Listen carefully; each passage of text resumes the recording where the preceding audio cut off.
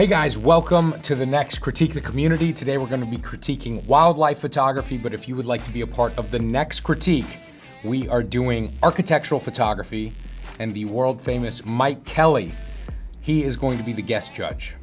I'm excited for this. It's always fun to have people who are experienced in that genre. Yeah. Tell us our opinions are wrong. Third place and second place are going to get a free tutorial from the F-Stoppers store. May I suggest a tutorial by Mike Kelly himself. And first place, we are going to be giving away $1,000 cash. So definitely check out this contest and all future contests at fstoppers.com/contests. All right, let's get into this wildlife critique. The prizes for this one are going to be third place, free tutorial from the F-Stoppers store. Second place, $500 cash. First place, $1,000 cash. Here's a nice snowy image.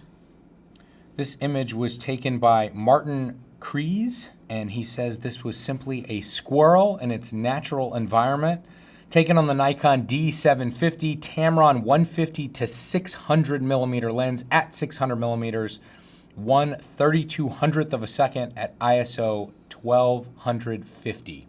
One thing that we always struggle with these critiques is like, how much value do you place on real images versus images that were taken in a zoo or an aquarium? Oh, I thought you were going to say, how much value do you place on the commercial viability of an image? I mean, that's something to consider as well.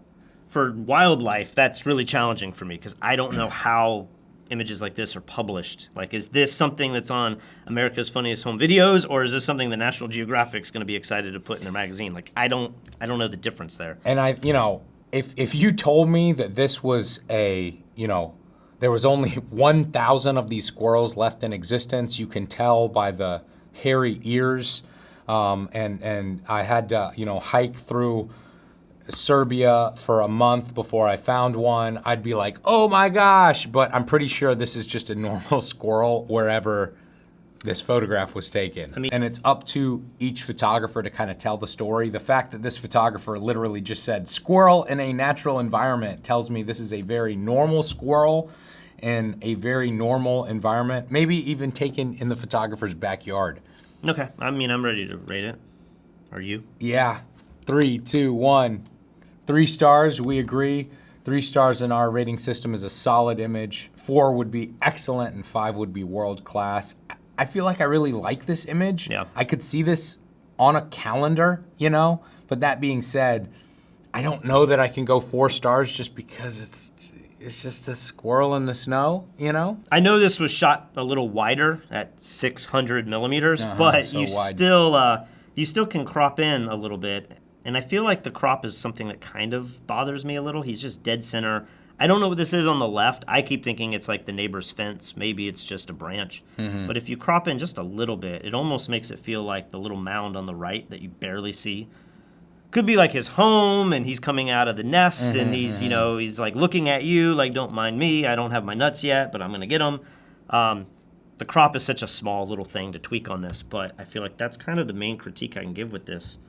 I think I agree. I didn't even, for some reason, I didn't even consider that. But yeah, it does feel a little wide. I feel like it needs to be cropped in a little bit. This image was taken by Andy Schruer.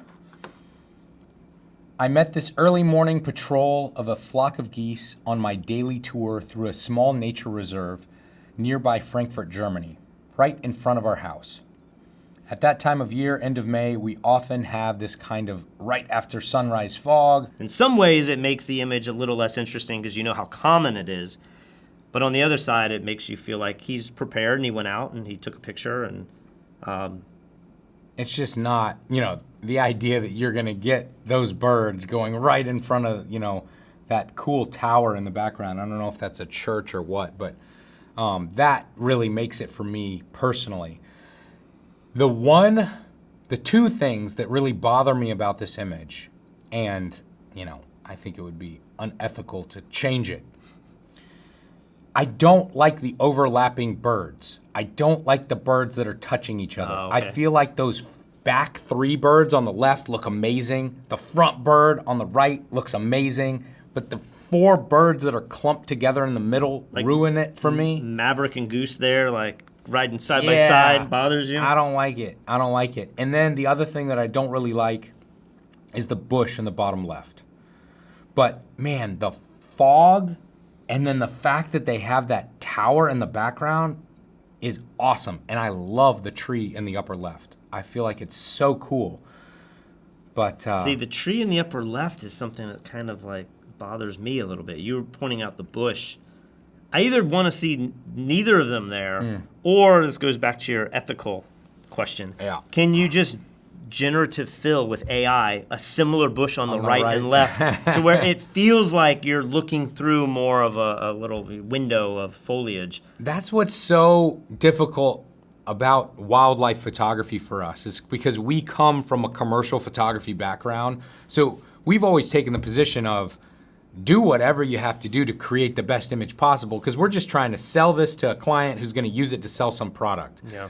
So I don't care if the bush is real or not. Make the image look incredible. But with wildlife photographers, there is this like code of honor. It's like, no. This is what it looked like, and I might be changing the exposure or the density a little bit, but that's it. I do like that the trees are on the left-hand side and the birds are kind of flying out of it, as opposed to where if they were on the right-hand side flying into it, I think it would compositionally look a little strange. I agree. I just, I want it to be on both sides, and you're like shooting through the meadow, and you're kind of capturing them in this more candid moment where they weren't supposed to be seen. But I love the tones of the background. I love the crushed blacks of the foreground of the silhouettes, and then the background isn't that. Yeah. I don't know how much of that was done in post versus just the lighting conditions, allowing them to go as dark as they are. But we should probably rate this. 3, 2, 1. Solid 3. 3 stars. I feel kind of similarly to the other. I almost feel like with Photoshop, I might move this to definitely a 4, if not a 5. But then it becomes fake, and you wildlife photographers are weird. Before we move on, I just noticed something. Might change the way we view all of this conversation. Is there some funny business? Well, if I zoom into the back bird, is there like a weird halo around him that's not around some of the other birds? Or is that just a reflection in the background? What is going on here, Andy? Did you do Photoshop and then do it poorly? Because if you're going to do Photoshop, fix the jumbled up birds in the middle. I don't know. And it makes me question all the birds now. Good catch. Did he do good Photoshop everywhere except the last one? I don't know. All right, next up. This was the highest community rated image. That does not mean you've won anything, but this was the highest rated by the community. This was taken by Benjamin Salb. This image is an 80-frame focus bracket of a living paper wasp. That's another one of these ethical things. Andres, the photographer in our tutorial, is like, it has to be alive. You can't shoot something dead. And so the whole tutorial is about, I don't know if he does 80. That seems a little extreme. But now with these new Sony cameras that take like 20 frames a second. He said he used the focus bracketing feature on the OM-1 90mm 2x macro to get all of the frames, firing with a flash at 10 frames per second. Oh, interesting. Okay. So it's Is not... that 8 seconds? Yeah. So he literally holds the shutter and just barely moves forward or pulls out. Well, he says it's a focus bracketing feature. So maybe the camera's doing it. Does it Interesting, automatically. because that was the way you used to have to do it. Is you'd have to fire a ton of flash and just like rock the camera. Right. Wind up with a bunch of images that are with a sliver of focus, and then let the software compile them together, stack them up. Very interesting. And it's so great, like with 87 images, the depth of field is still like, 1 millimeter. Yeah, I mean, if you look at I don't know the 3D structure of this wasp, but like the lower part of his nose or down here still seems less focused than the top part. Yeah. So I don't know if that's because the focal plane is tilted or something. Or, It's probably a little focus bracket error done in Photoshop. Or but whatever. still, the point is just you can really tell how shallow it is. Very interesting. Are you ready to rate this? I think so. I don't know how to rate Yeah. bugs at Yeah. all. We did a tutorial with Andreas Moulin called Mastering Macro Photography, and some of his work, again, I don't really know what I'm looking at or how difficult it is or whatever, but I look at it and I go, that's 5 stars. That's just, it blows my mind. This image of this wasp is good. Maybe it is world class, but something about it's not blowing me away. So, you ready to rate this? I am. All right. 3, 2, 1. I'm in between a 3 and a 4. I don't I'm gonna know. go give them the benefit of the doubt. Okay. Though the thing that I think bothers me, because I can't give this a 5, but I was saying, is this a solid image or is this like an incredible image? There's something about the fill of the light. I just want the light a little high. This sounds so weird to say like the position of the light for a portrait of a bug, but I feel like it's got so much specular highlights that it's showing you everything. And in some ways that's really cool. You get to see things that we've never seen before. But there's another part of me, maybe the portrait part of me, Yes. that wants the light a little higher up so that it's got a little shadow and you start to see the three-dimensionality of his face. Because I have to imagine, I don't know if they're his eyes or some kind of sensors, they almost look flat because they're lit flat, but I want to believe they're curved and the bottom of them would have more shadow than the top. And so it's such a weird thing to say, like, oh, you should have moved the flash is probably mounted to the camera with some kind of diffuser, diffusion. Right. But I just, or maybe in Photoshop, is this going too far just to burn in little parts to make it feel? Contour the bug's cheekbones. I don't know. It seems, as I say this, I know I sound ridiculous even suggesting that, but or even the bottom. I want like a little vignette maybe to make the body a little darker. There is a part of me that kind of doesn't like the little bit of his hands showing up in that corner. I mean, these all seem so minor. But when you're doing macro at this level, you just had a picture that Andres took of a spider, and it almost feels like you could be pulled back to show the whole insect, and it becomes a little less macro. Or you can do something just right up there where you're magnifying things 5, 6x. I don't know what this is. They're all going to look like this, right? It's going to be a face. Yeah. There's no room to do anything else. All right. But you gave it a 3. What are your thoughts? You just I Going by don't. gut- Like I gut said, feeling? it looks cool. It just doesn't look as cool to me as other macro shots of bugs. That's why I gave it a 3. I'm not offended by a 4. It could be a 4, but when I see a world-class bug photo, I know it. all right, let's move on. Here's a good example of, is this shot in nature or is this shot in a zoo? Do you want to know, or do you want to try to rate it without knowing? I don't like this image as much, and so I don't feel like I even care. It's Oh, like I feel like okay. there's other things that I don't know, that take higher priority for me. But I was just in the Atlanta Aquarium.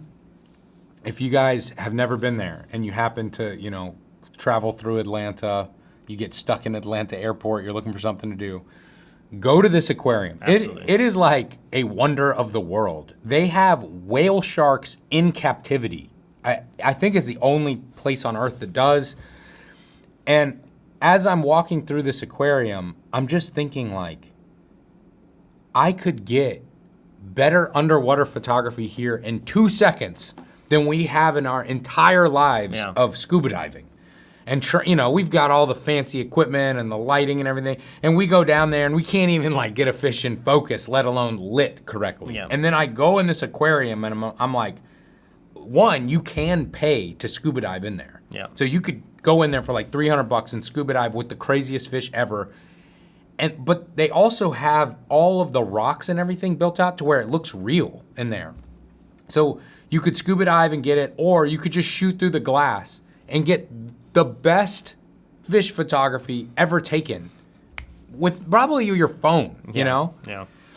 So I'm like, does it matter? Should it matter? Like when it comes to stock photography, nobody cares. They just want a good picture of a dolphin or whatever, That's funny. I've bought stock many times. I need them for articles or whatever. And when I'm looking through a stock site for an image, the hat that we're wearing right now how was it shot and was it real? Is it from an aquarium? Like, I don't even care. I haven't thought about that once. Maybe even you would type in aquarium fish because you want it to look good. Like, you, I don't know if I've gone that far, but I just know if I'm seeing pictures of sharks or something, like, I just want the picture. I want the end product, you know? Right, right. So this image here, let's go ahead and rate it. Okay. I feel like this is my favorite image so far. Really? Uh-oh. We're going to debate the prizes at the end?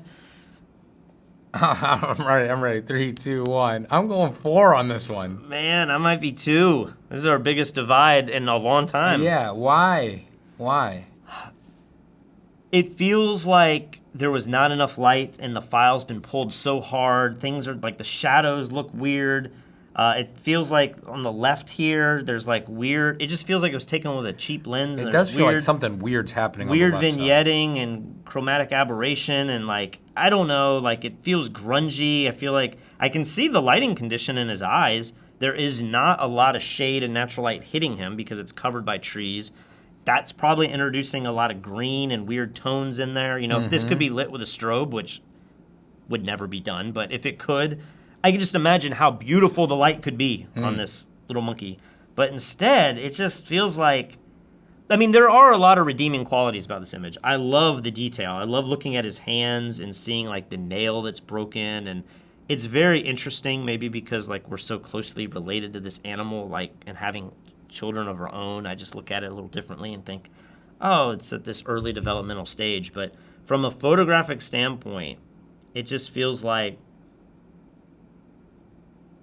the patchy light in his eyes, it's not good catch lights. The file looks like it's just salvaged in some way. I don't know. It's not a snapshot, but I'm having a hard time pushing it into that 3 category.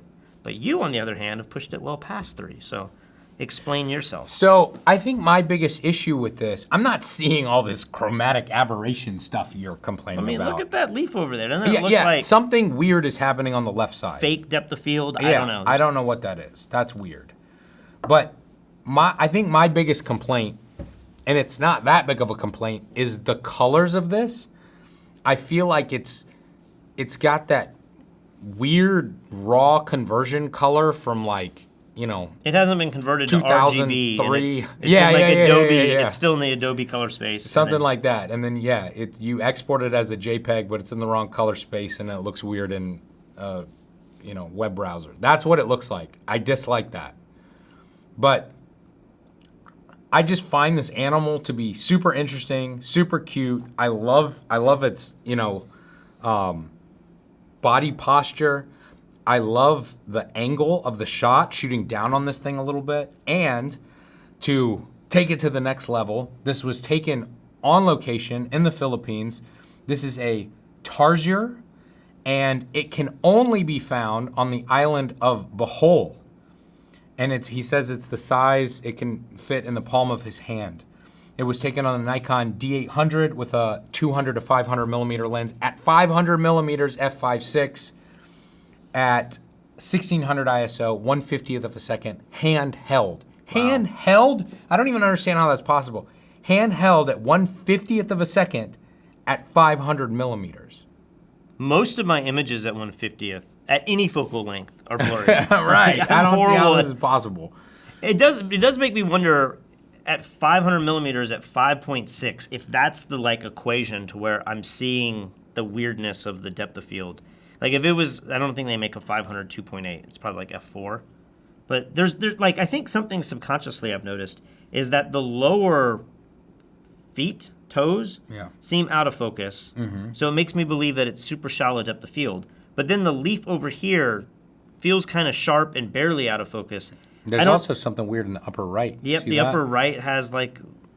So there's something with the depth of field that makes me feel like this is a cheap lens or that it has been blurred in an unnatural way in post and it's not consistent. I agree, but with the smallest crop ever, or with, Like that. something yeah. in Photoshop, yeah, you remove the weird part out and you're good. So, I don't know.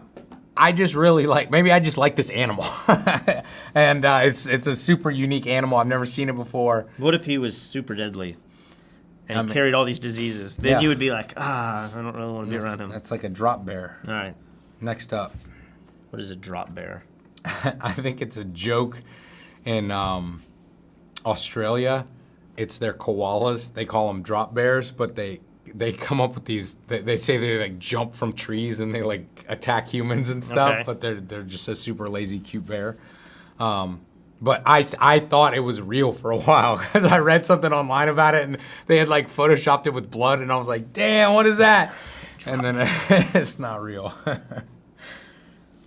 Oh, we have moved into like the fine art world of. Yeah. Now, when I saw this image, I was like, something fishy's going on with this image. And so I wanted to add it because I was like, something's not right with this image. What do you think's going on here? How was this taken? Well, now you have me wondering.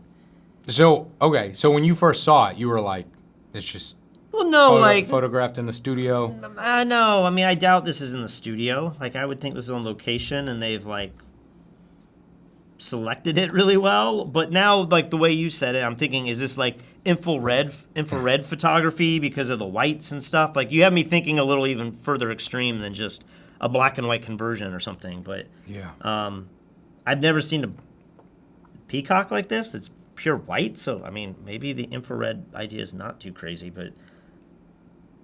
I always want to say you were out at a Middleton plantation and you see this bird, and like nobody would do this, but this is where my mind goes, is somehow you have a person with a black foam core that goes behind the bird far away and you're able to capture it to where it's kind of behind black. Interesting. And then you could just like pull everything down, but like that's not what anybody does. Instead they do, frequency separation or what is Alaya does, the luminosity masks, where you pull down everything that's in shade and you separate it from the background.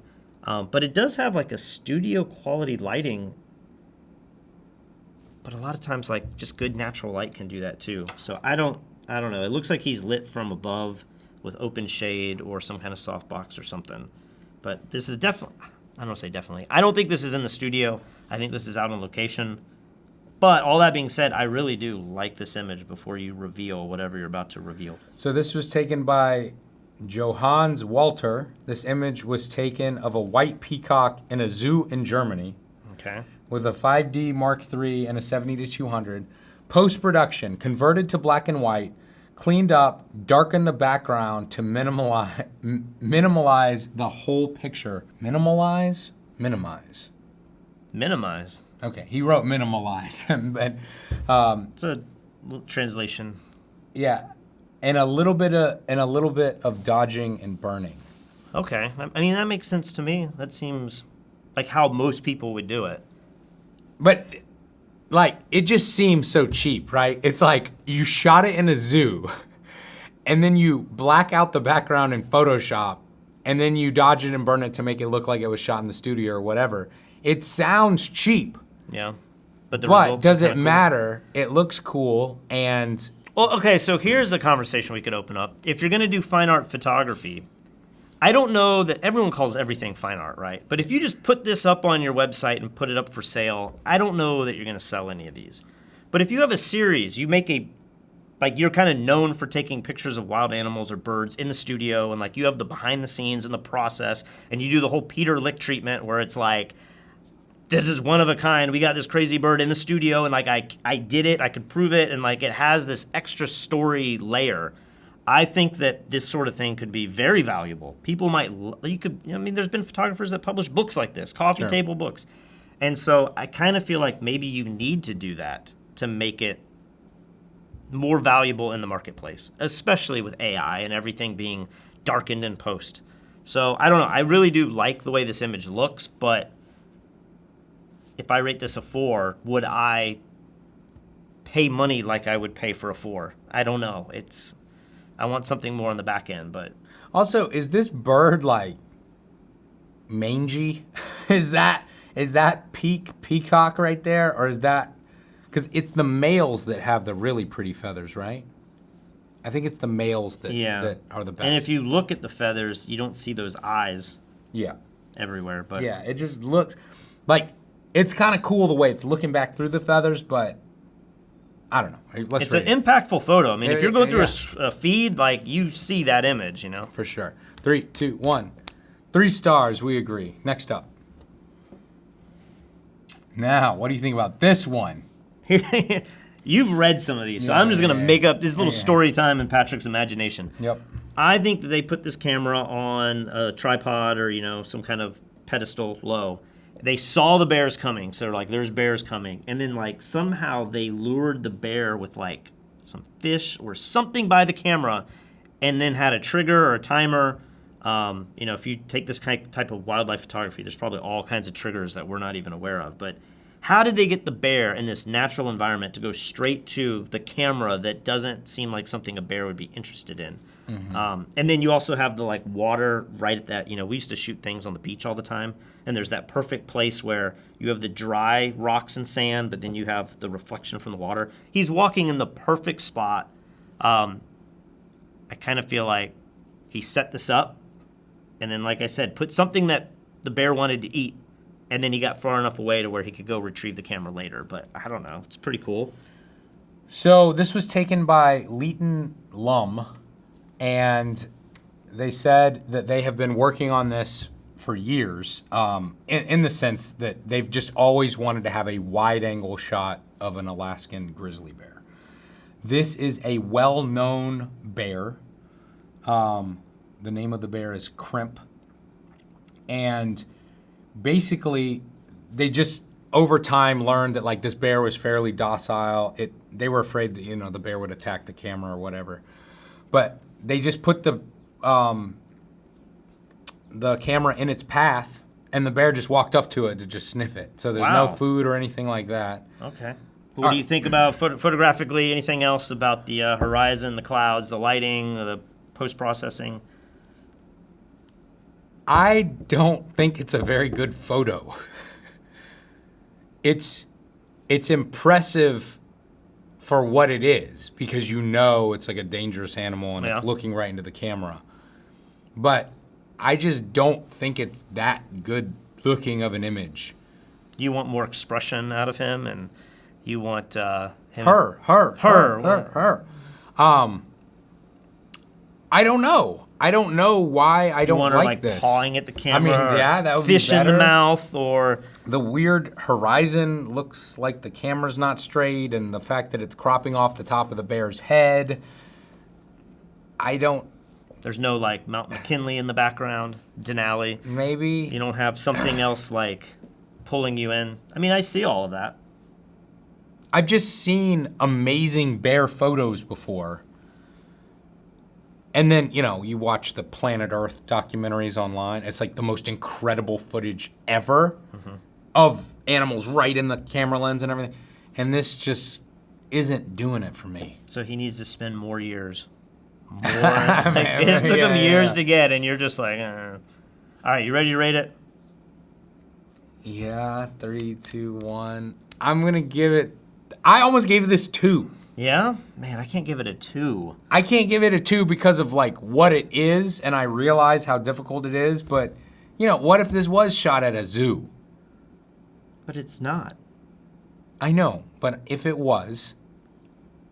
And what if this was, like, some trained bear, and you just go to, like, the bear handler's house, and then you just shoot this on your phone? I've watched enough documentaries where I don't think there's a trained bear. The second you think he's trained is the second you die. I don't know. I think it brings up an interesting point. Because it's so wide and you can tell it's in nature, it immediately gives it more value than if this was taken to where, it isn't a zoo.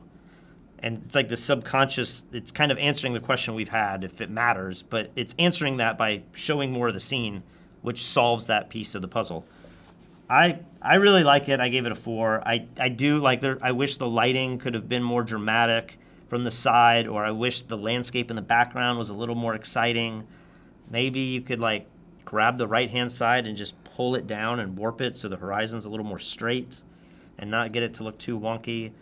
Unlike headshots, do I hate that a part of his head's cropped a little bit and I want to see the full head? But it also makes it feel like you're there, like this is the moment when he's either going to kill you or sniff you. I just use it as like a gender. It's like here in Puerto Rico, all the words are feminine or masculine. You cannot misgender this What about bear. like cars or guitars? People are always talking about she's a beauty. Yeah, there's a she. because it doesn't have a gender. Yeah. But animals are kind of like cars and guitars to me. It's like, whatever. Okay, move on. Next. So I saw this image when I just briefly scrolled through this to see how well this contest was doing in terms of posts. I remember seeing this image. Now, was this taken in real life, or was this taken In the in an metaverse? aquarium in a zoo? This is definitely real life. Why? Well, because I think it's a real animal. Yes, but was it taken in a zoo? I mean, this is exactly the little scene that they would build in a, not aquarium, but a terrarium? Yeah. Is that the word? Yeah. I mean, I feel like you know the answer and you're pressing me on this, so I'm going to say yes, this was shot in captivity. No, it wasn't. Whoa. Thomas Andlar took this photo in the Choco rainforest of Colombia with a 5DSR 100mm lens, f/16, 1/10 of a second. I guess he was shooting on a tripod, ISO 400. And then he says he achieved a cinematic look, kind of like Jurassic World feeling, using Photoshop with color grading, cleaning, dodging and burning, and artistic touch, whatever that means. All that being said, I really like it. I do too. I think it's cool, and that's like one of the coolest lizards I've ever seen. If I was a lizard, I'd want my head to look like that. Yeah. Do you think it holds like rain and he can constantly You like, can go up there and lick it down. he's always got plenty of water? Let's rate it. 3, 2, 1. 4 stars. This is our highest rated image yet. I like it, but again, the rarest lizards in the world are at these zoos, and they're in these perfectly lit terrariums, and you can just put your phone up there and get shots that look like this. So, what does that mean? Does it mean that this is of less value? Or does it mean this is of more value? Because this is one of the few images that is real. Next up. All right. Like every image now I look at through the vein of, or the lens of AI imagery, right? Like that. That's an incredible photograph, if it's truly a photograph. Are they on a multi-tiered boat? They're on like the third story. We just sold our boat. What is the top of the boat helm called?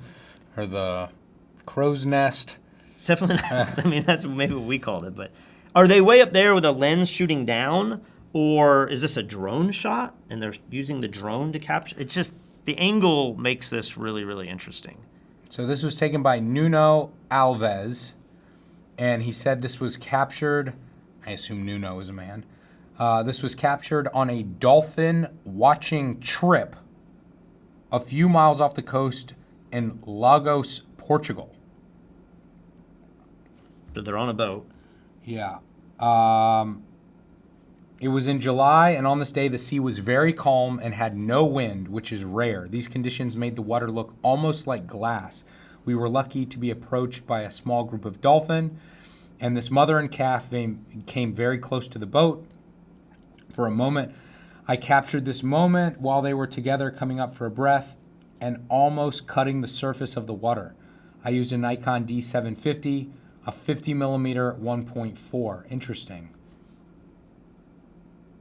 Wow. So I want to know where he was positioned on the boat, because this was shot with a DSLR at an angle that looks very top down, you know? Yeah. Wow, it's incredible. Yeah, and the fact that, like, they are not through the water yet.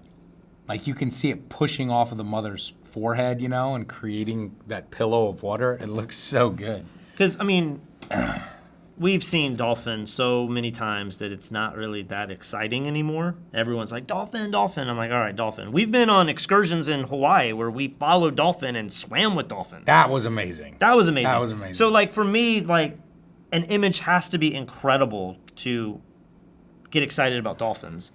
And then I know you see this and you try to take the picture with your camera, like how it looks, right? Like we just did a big video shooting a yacht with crystal clear water and dolphins. and those shots still never look like this, you know? No. And so, I don't know. I just feel like maybe I'm bringing my own personal experience of being around dolphins to know how difficult and amazing this is. And I like that, but then it makes me feel like maybe I haven't been fair to some of the other images. I don't know. Let's rate it. Ooh. 3, 2, 1.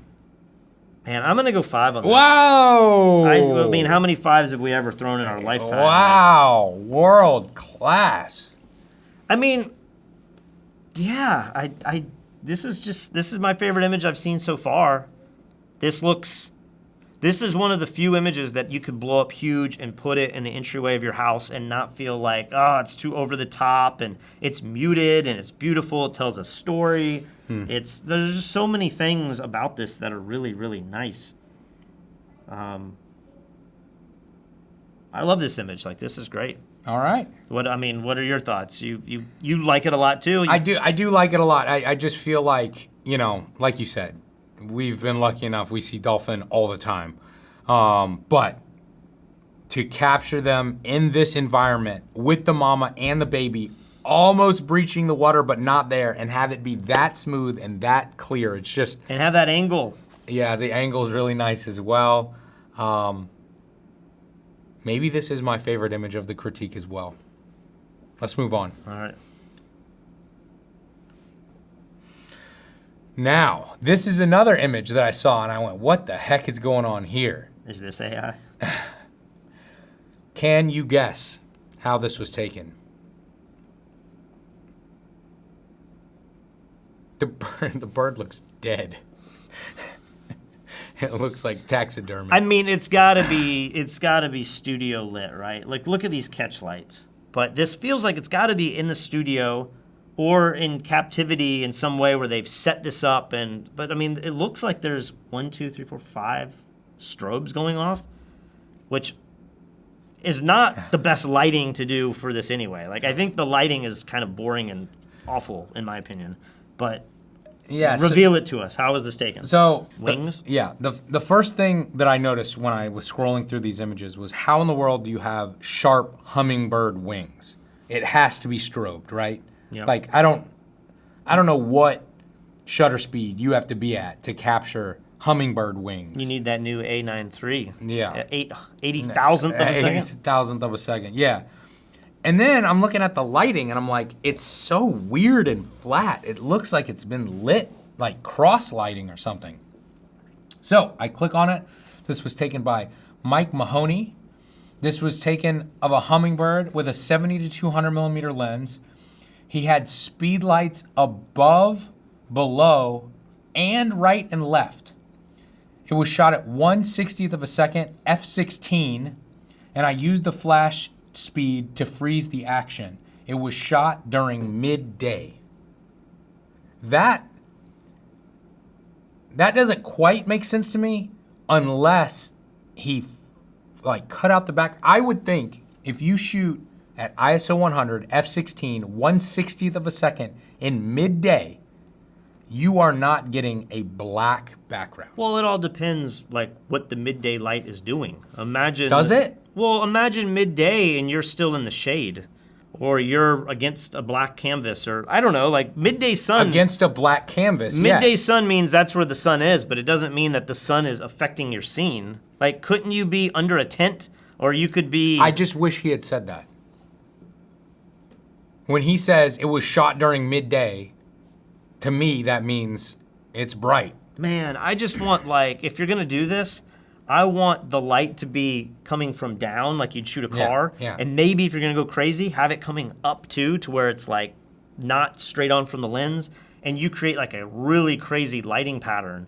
This just looks, taxidermy is a great example of, it just looks like you're documenting this species like perfectly in this very sterile way. Right. And I don't personally like that. It is impressive how it was taken, and it's crazy to know that the bird is actually flying through the field of view, but I don't know. I'm not a big fan of this many strobes coming from all the angles and filling in everything. It just feels a little weird to me. This image feels kind of like the bear to me, where I respect the work that it took to get this, but I don't think the finished image is a good photograph. I think if it had, I don't know, it's hard to imagine. If it wasn't on black, like that's the difference with the bear, is the bear, I still feel like it's in its natural environment, and that gives it some value. The fact that this is on black, just like the peacock shot, it starts to make me wonder, and maybe only a photographer would think these thoughts, but is it cut out? Is it dead? Is like I'm bringing all of this other stuff to the image that I think the photographer would not want me to bring to the image. Right.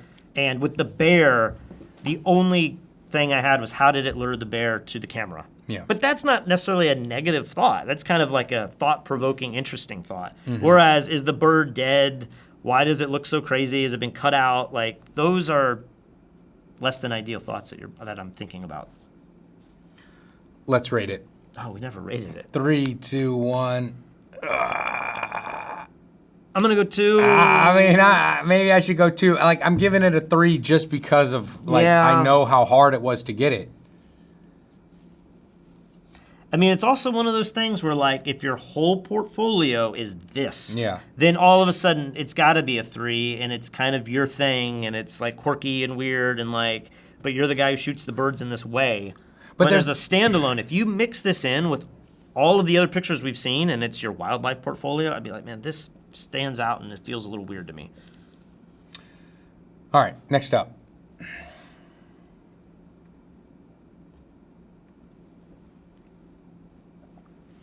How do you how do you immediately feel about the little white border and then like the name on it? Does it take you back to an older times? Older and better times. Yes. Yeah, I do not like the logo or mark of this photographer. I think it's super cheesy.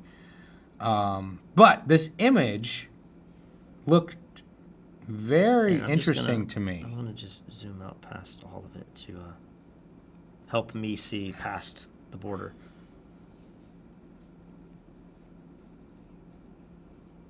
I think what stood out to me about this image is the color of the background. I'm so used to seeing tigers with, like, you know, Africa brown. browns like, and dead Sahara, trees and yeah. stuff.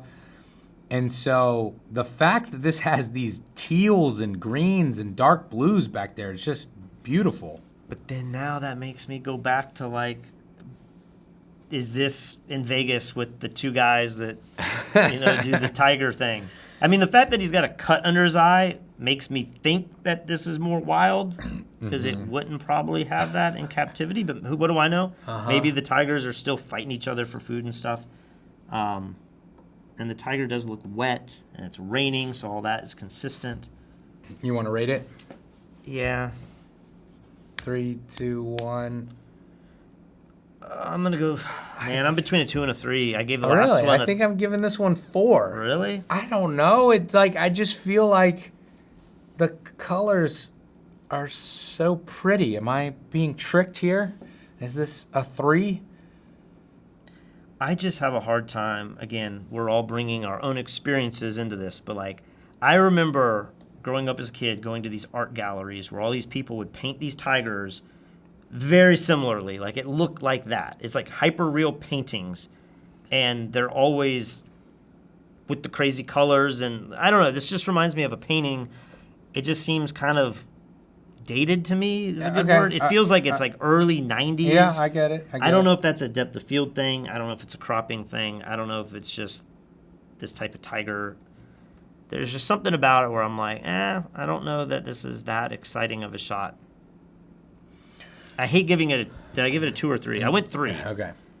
But it's just like the previous image where a lot of work's probably gone into this, but it just doesn't sit well with me. This was taken by Anu Rolla, and he says, the morning safari was turning into a washout due to the rain. We stopped to have tea, and suddenly this magnificent cat emerged from the undergrowth right next to us. The only thing handy was a 500mm lens, almost too much lens for this encounter.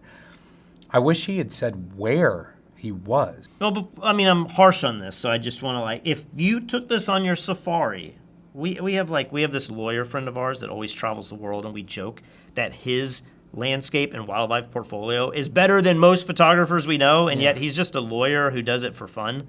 And he goes out there with the big lenses and everything. If you've captured this on your trip, like, it's world class to you, and you probably could put this in your den, and it's like a great story. And like, I just think for like the commercial world, or if you did this full time as a wildlife photographer, like, you probably, maybe you mix this in with a bunch of your tiger shots and like it tells a story. But it just doesn't feel like it's as strong as what I would expect from a full time wildlife photographer making a living or trying to make a living doing this. But if it's your trip and if I took a trip and got that picture, I would be thrilled to death. So I don't want it to feel like I gave this a 3, even though I kind of feel like it was a 2, 2.5. I just want to clarify that this is a great capture for a safari and for somebody dabbling in this. But if this is your full-time thing. You hate it and they should delete it. Okay. Yeah. Cut it up. All right. Last photo. Another hummingbird. Also with frozen wings. You want to talk about it or you want to rate it? We've talked a lot and then rated. Let's rate it first and then. 3, 2, 1. I'm in between a 3 and a 4. I'm going to go 4. I'm going to go nice. I love the tones of this. I love the natural light feel of this. It's like it's pulled out enough to where there's this thing going on where you're taking these super telephoto shots and blurring the background into oblivion, and it starts to feel like this sterile image of a bird, right? Mm-hmm. We've all seen that. This feels like the photographer was well enough versed to get this shot and, experienced. But because he's showing everything and you got the blurriness in the way far background, but then you have the foreground, and maybe there's something going on now that I look at it a little more where like this one plant is a little sharper than maybe even the bird. Maybe that like pulls me out of it a little bit, but I like seeing the natural environment. Again, I don't know this is one that like you blow up on a poster, even though I just gave it a 4. But it seems like a really nice, pretty picture that the majority of people would really like. Yes.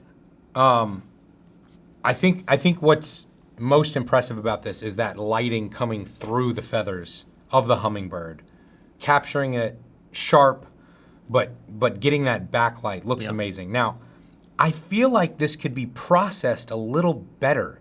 Does this feel like a quarter stop underexposed to you?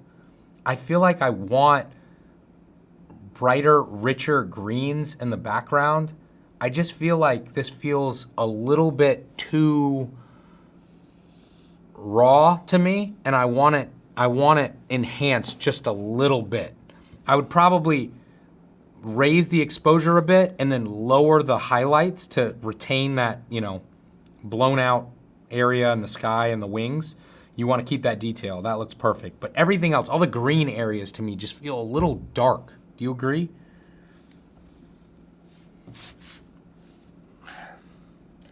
If you're scrolling through a feed, maybe this does feel a little underexposed compared to what other images you'd be looking at.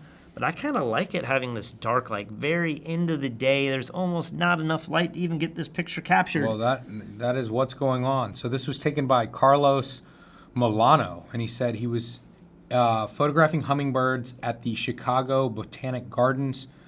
His goal was to photograph the sunset light passing through the wings of a hummingbird, as well as some of the environment around the bird.